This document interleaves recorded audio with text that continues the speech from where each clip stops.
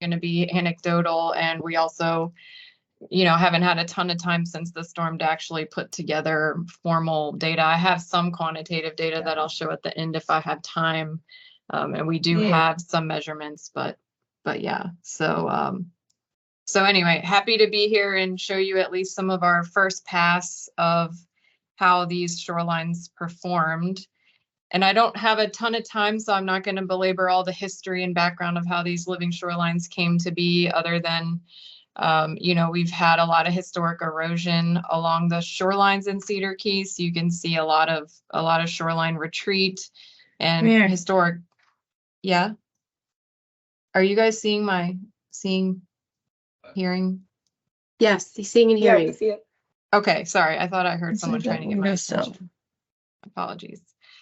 So we see a lot of shoreline retreat, and there is evidence from historic aerials that we've had oyster bars and natural habitats that were at one time stable along this Daughtry Bayou area of Cedar Key. So these are the shorelines that I'm going to talk about. All of them are in this little Daughtry Bayou area of the island. So we've got Airport Road. There are 2 zones, but I'm really just going to focus on Zone A. We have Joe Raines Beach and the G Street living shoreline, and these have all been built in between 2017 and through 2020, and G Street has been repaired a couple of times. So just going to show you a lot of pre-post photos, and then at the end I hope to have time to share with you some cool data we collected about wave attenuation from these different shorelines. It's not a very oyster heavy talk though, so I'll try to talk about the oysters when I can, but we don't have a whole lot of formal data on that. So I'll start with Joe Raines Beach. This was the first shoreline that we built in this complex, and it's a low and high marsh living shoreline with sill that's built in front of a bulkhead. So all of these shorelines are unfortunately in front of hardened infrastructure, and they were all the goals of all 3 of them is to shore up some of this failing armored areas of shoreline. So it's not the first hurricane that the Joe Raines Beach living shoreline has had to endure. So Hurricane Michael, of course, was not a direct hit in Cedar Key, but we did have between 4 and 5 feet of storm surge from that. And so this was a, before photo, one day before the storm surge came in, and then this was after. So we saw a lot of sand deposition in the area, but this shoreline did really well, and the vegetation grew right up through the sand that was deposited on top. And showing you the same before 2019 picture, and then this is one day after Hurricane Idalia. And you can see a lot of differences. We've had a lot of natural recruitment of mangroves into the Joe Raines living shoreline. But we had a definite damage to like the dock structures and things, but the actual vegetation and oysters themselves didn't seem to really sustain a whole lot of damage, which was not a big surprise to us.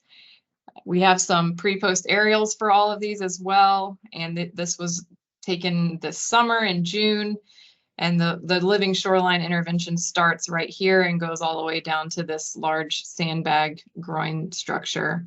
And you really don't see a whole lot of differences that jump out at you other than the docks being pretty severely damaged, but most of the vegetation came through fine. Again, we saw sand deposition up on some of these areas, and we tend to see the vegetation recovers quite well from that. Just a couple last photos to give you an idea of, there wasn't, this is what the oyster reefs pretty much looked like before on the shell bags, not 100% cover, but that wasn't related to storm damage. Just these derelict clam bags maybe aren't the best material. So we've moved away from using those, but the oysters that were there before seemed to mostly be there after, again, without having any formal data on that. And this is what the vegetation looked like the day after the storm, or a couple days after the storm. So overall, pretty good performance, and we didn't have any failure of the bulkhead structure that the living shoreline was built to try to shore up. Moving on to the airport road living shoreline, this is our largest project, and it consists of, as you can see here, low and high marsh zones, as well as even like a thin low profile dune area on the highest elevations, and then a system of reef breakwaters that are, again, in front of this road infrastructure that had a really vulnerable armored tow down here. And then this was new riprap that the DOT brought in sort of concurrent with our project. So just a lot of pre-post photos. The ones on the top go together and the ones on the bottom go together. And I have several of these. And certainly this area, this shoreline was the one that had the most damage because it had the highest elevations that were part of the intervention. And so this kind of dune area is where we lost the most vegetation, because this is right about where the active wave zone was. So there have been a lot of impacts, especially in that zone. And we definitely see signs of salt stress in the Spartina-Paytons area. So this was before and this is after. So definitely not unscathed for sure at the airport road. And certain sections were totally, we saw almost complete loss of what was pretty well vegetated before. And you can see this kind of concrete apron, which is what the shoreline was built on top of. Definitely complicates matters in terms of having energy reflection off of that. So some of these photos are pretty heartbreaking, but there's a bright spot at the end.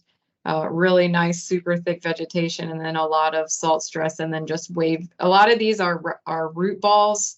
See, the rhizomes and roots are still intact, but the foliage has been completely broken off by the storm surge. So we saw a lot of that. Another pretty similar one, just kind of showing that a lot of vegetation stayed behind, but we definitely had salt stress and loss of foliage in a lot of areas.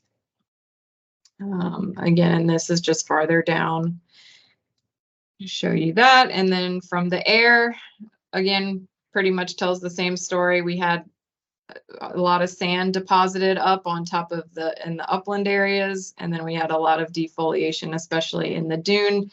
But we didn't have any like movement of our reefs or any major loss in any of the low marsh zones or anything like that. And again, we haven't quantified this. We're working on trying to draw polygons around this stuff, but we just haven't had a chance to actually put a number on it.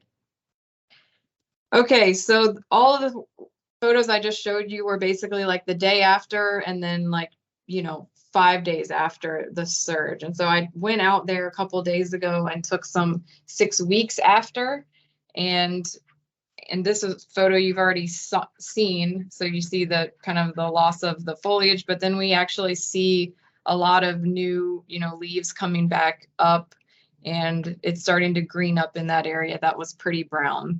Just 6 weeks. And so just to zoom in on that, this would have been totally brown with no green before, and now we already see some new leaves emerging. So we have some hope that some of those dune areas where the root ball stayed behind will be able to recover. We do need some rain though. I mean, it's been pretty dry and they got a high level of salt stress. So we're just kind of waiting and seeing, and we'll continue to go out there and take more imagery and assess this. And also, since this is an oyster group, these are our reef balls after the storm, and really we didn't see anything that jumped out at us, again, without having measured this in terms of loss of oyster cover on any of our reef balls. So for us, we didn't see a huge impact to the oysters, but we don't really have great data on that. And lastly, some pre-post images of G Street, and this project is another low and high marsh project with a sill. So we have our sill here, and then we have some of these perpendicular oyster point bars. They're pretty low profile and submerged at high tide. And so those are made out of castle blocks, and then we have a beach area in the middle. And again, in front of this road infrastructure behind it. This is during Hurricane Idalia, so you can see the waves came up really high up in this area. And so our living shoreline is basically right at the end of this street. And then this is 6 weeks after. And so you can see there's still a lot of green down here, even though it had quite a bit of storm surge coming in. These are some on the ground photos showing you, we did do some repairs to this project in March of this year, and that took really well. In August, we had some really nice growth in that high marsh, which has been the hardest part to establish in this project.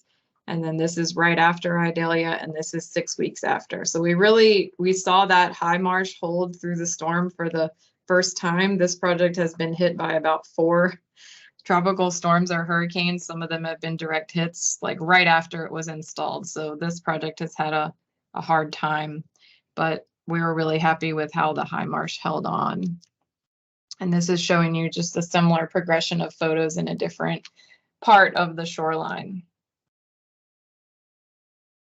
And again, the goal of this project was to protect this kind of exposed, potentially failing, hardened infrastructure right in front of the road. And in the area where the living shoreline was implemented, it did its job, and we saw definite loss of sediment in the areas that didn't have the living shoreline vegetation.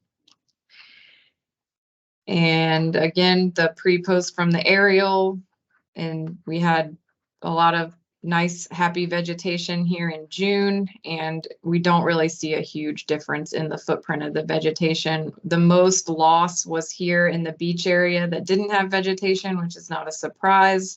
And then some really obvious salt stress. We had some plantings up here. I didn't take pictures of them, but similar to Airport Road, they also seem to be putting out new green growth and stuff. So we're hopeful that they will continue to recover from the defoliation and salt stress from the surge.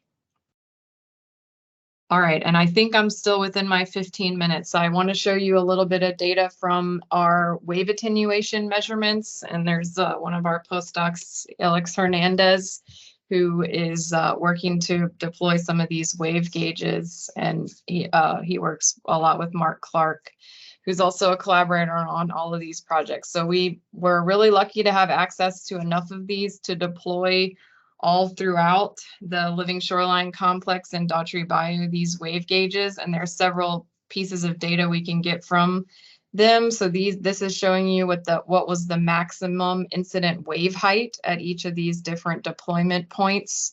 And these wave gauges were paired in that we had sort of one that was offshore and one that would have been, inshore of the living shoreline elements.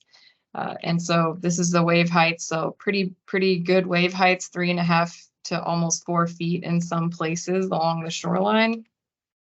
And then this is the maximum water level that we recorded in NAVD 88. So, well over 8 feet across this entire area.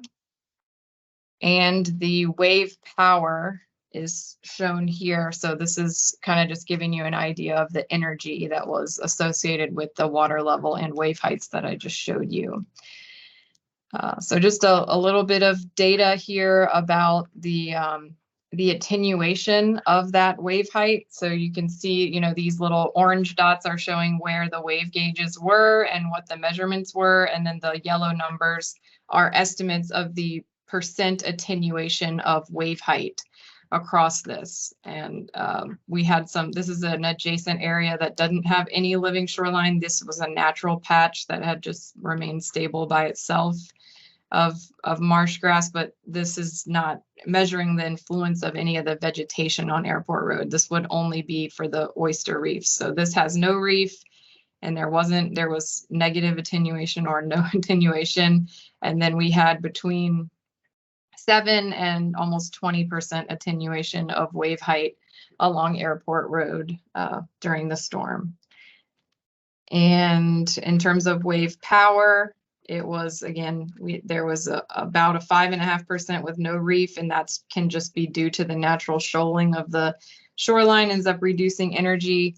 And then when we had our reefs, they attenuated between 11.6 and 14.9% of that wave power incoming. So we saw those reefs were, it's not huge numbers, but given the depth of the water and the height of the storm surge, the fact that they were still influencing the power of the incoming wave energy was actually a surprise to us, because these are fairly low profile reefs. They're submerged at a normal high tide.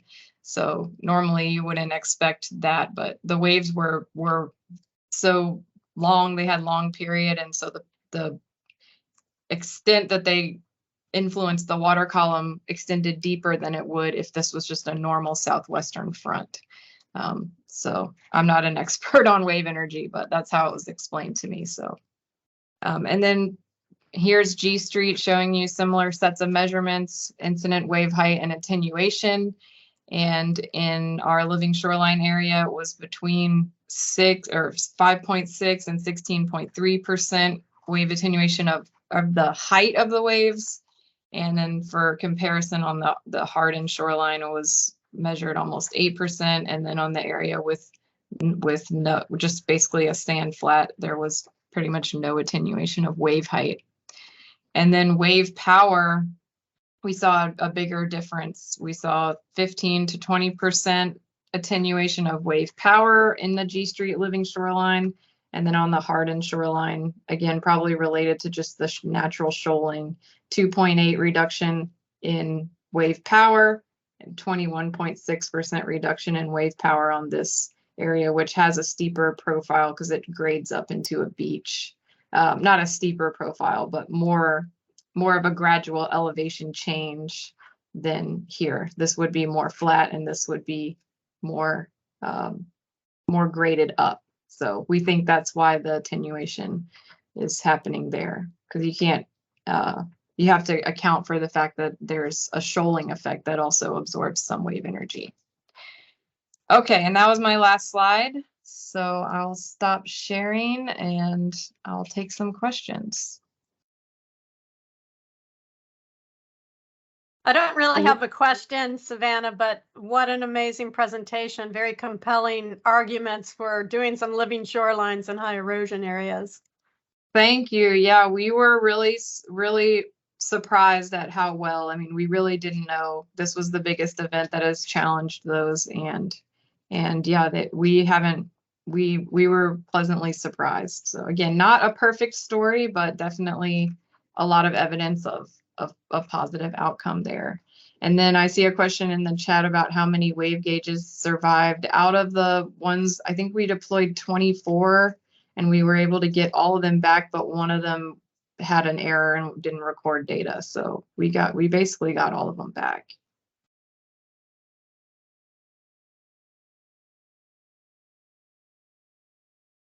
Thank you, Savanna. It's great to have this kind of update. Any other questions for Savanna? Savanna, it's John. How's it going? Hey, good to see you. Yeah, good to see you too. You may have already said this or not.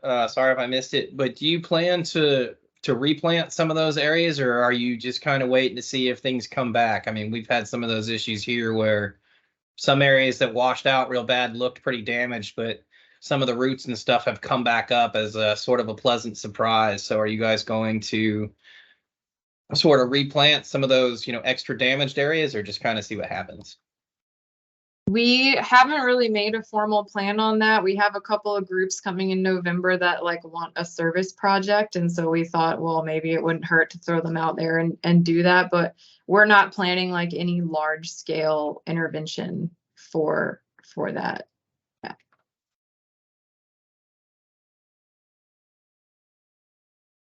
Nikki? Hey, Savanna. Hey. Excuse me, it's Nikki. Hey. Curious just your observations of how the mangroves did with the surge, and if you saw any roots exposed or anything. And I'm assuming they're mostly black mangroves, right? Yeah, we have all three species here in Cedar Key, but definitely black mangroves are dominant. And on our shorelines, we didn't see any real loss. I think one mangrove was toppled over on our shoreline projects, but definitely on a lot of the offshore islands, there were, entire sections of trees that were rolled over and stuff. So the mangroves did have some impacts, but we didn't see widespread defoliation or anything. We didn't have a high wind event with Idalia. I think we only had one gust that was actually technically hurricane strength because it didn't hit us directly. So it was really more of a surge event. And so I think some of the mangroves that might have been already like right on the edge or had eroded from previous events maybe were vulnerable, but it wasn't, again, I don't have great data on that, but I have seen riding around on the boat that some mangroves have been toppled over.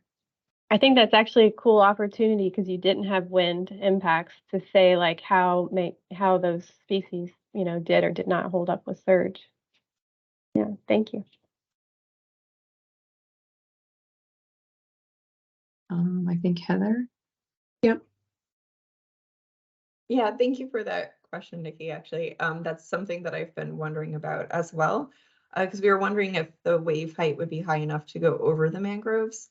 And so if they would have been protected by the water level being higher. However, there's all sorts of issues with just being underwater for that period of time and changes in salinity and so forth. But that area also has a lot of mangroves that were stressed out prior to. So I didn't know if there was any research looking into stressed mangroves before and after these types of events, and which ones are surviving, because a lot of research that's been done with the mangroves further north with the freezing events seems to be linked to genetics, and I didn't know if there could be any genetic linkage there as well. I would not be the right person to answer that. I know we have a couple folks from other universities that are working on mangroves down here, and they might know that. We do not have any of that data, but the water was definitely high enough to go mostly over top of at least the mangroves that are on the main island. I mean, some of the offshore islands have much taller mangroves, but the ones that were directly in the footprint of this living shoreline area would have all been basically at or below the water level at peak surge. And Laura? So I was wondering if there was any difference in sand deposition in your living shoreline areas versus the areas that didn't have a living shoreline, because I would see, even though it does affect some of the vegetation temporarily, or maybe you have to replant in some areas, but I would think you would see that as a positive, because then you're adding more elevation and armoring, so to speak, to those shoreline areas. I mean, so Mark has worked up some of our preliminary elevation transect data, and what we think happened was the sand mostly just moved around within the shorelines, at least on G Street and Airport Road. We think maybe Joe Raines might have gotten some sediment deposition. In the past, we've definitely seen that, but we don't have as detailed measurements worked up at that site yet. So I don't know that we can necessarily say that we captured a whole lot of new material, and we especially don't have the data to compare that to other areas. But what we definitely saw was, because in all three of our projects, we have a little pocket beach that was left unplanted intentionally, whether that was related to trying to do, horseshoe crab nesting or community preferences, because these were all very co-designed living shorelines. But definitely the beach area that was unvegetated lost, while the vegetated areas didn't lose as much and just more shuffled a little bit around within the vegetated areas. So we don't think we lost or gained a whole lot, but again, still pending. Thank you.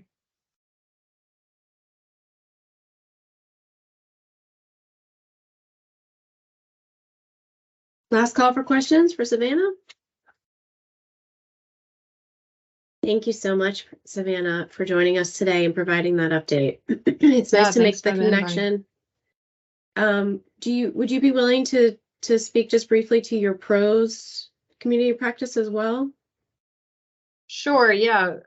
So we also at UF, Mark and I run a community of practice, and I think it's over 170 members now, which is awesome. It originally started with a DEP grant that we had to look at pilot testing some plastic-free materials that we'd had really good success with in Cedar Key, but to look at how they actually performed in other areas of the state and other contexts. And we had a huge interest in that. And so that grant has ended, but the community of practice has lasted on. And so we have quarterly webinars where we get people to talk about all kinds of different oyster living shoreline restoration materials with a focus on non-plastics. But I think we had a really good discussion in October about where the field is heading in the Indian River Lagoon, and our next one is in January, and we're going to hear about some larger scale projects and some stuff the Brevard Zoo is doing. So if anyone isn't on that